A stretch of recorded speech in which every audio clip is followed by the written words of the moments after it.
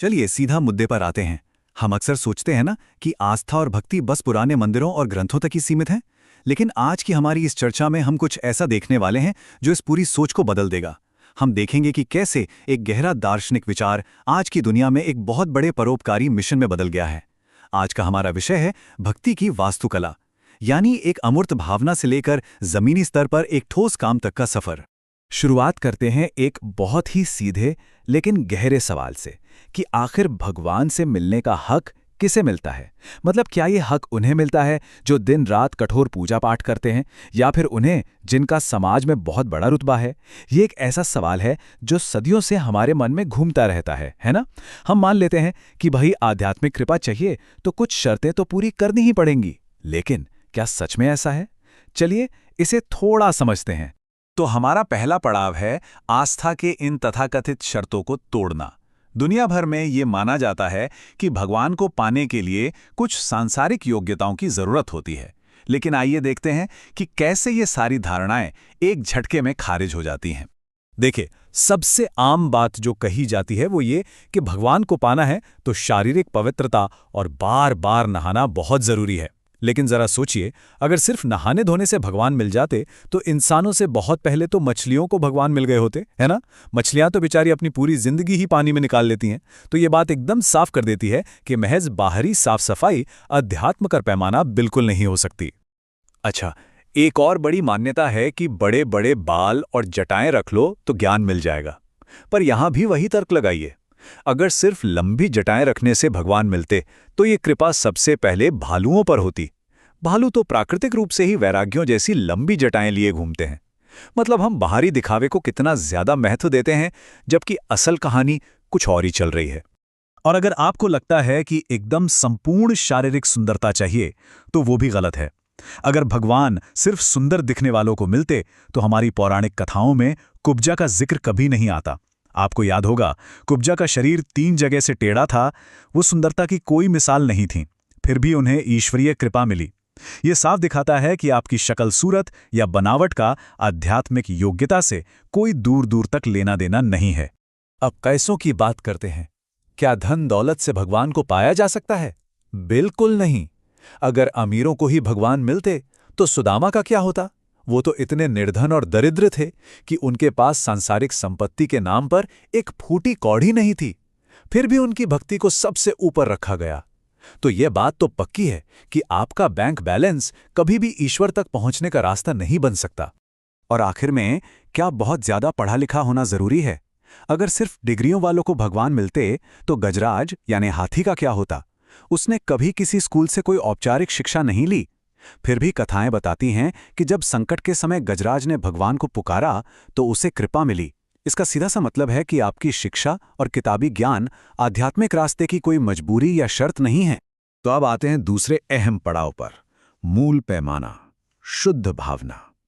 जब हमने बाहरी सुंदरता, पैसा, शिक्षा ये सब खारिज कर दिया तो भाई वो कौन सी इकलौती चीज है जो वाकई मायने रखती है? यहां एंट्री होती है सबसे जरूरी शब्द की, भाव। भाव का मतलब है इंसान की एकदम शुद्ध, बिना किसी मिलावट वाली भावना, गहरी भक्ति और एक सच्चा इरादा। ये कोई ऐसी भौतिक चीज नहीं है जिसे आप बाजार से खरीद लें, और ना ही ये स्कूलों में सिखाई जाती। सच तो ये है कि ईश्वर केवल और केवल इसी भाव के आगे झुकते हैं। आध्यात्मिक दुनिया में अगर कोई सिक्का चलता है तो वो बस यही है। ये एक विचार इस पूरी बात को बिल्कुल सटीक तरीके से समझा देता है। भगवान तो भाव देखते हैं, भगवान नाम, जाति, गुण नहीं देखते।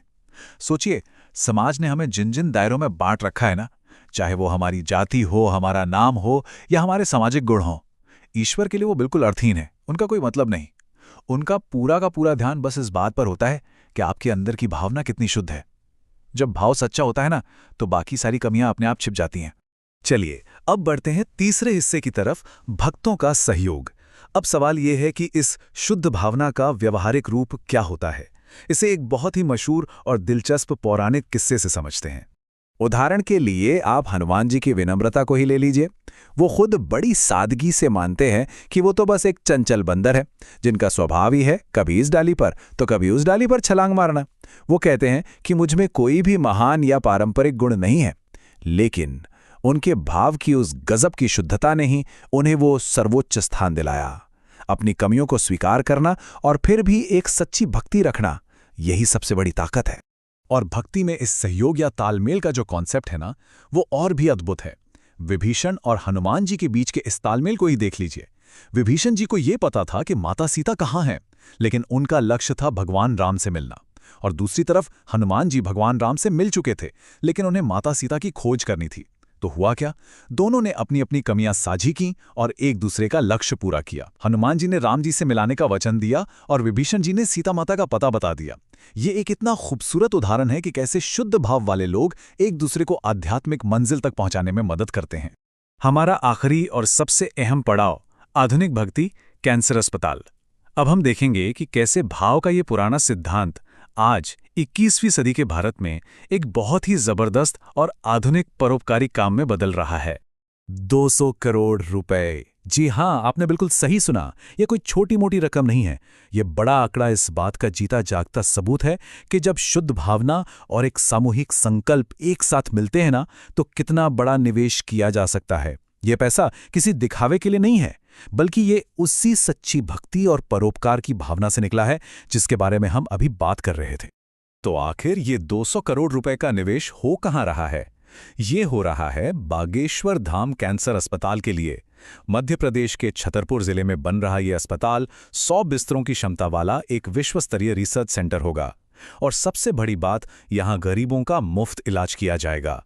इस विशाल प्रोजेक्ट की आधारशिला खुद देश के प्रधानमंत्री नरेंद्र मोदी ने रखी है।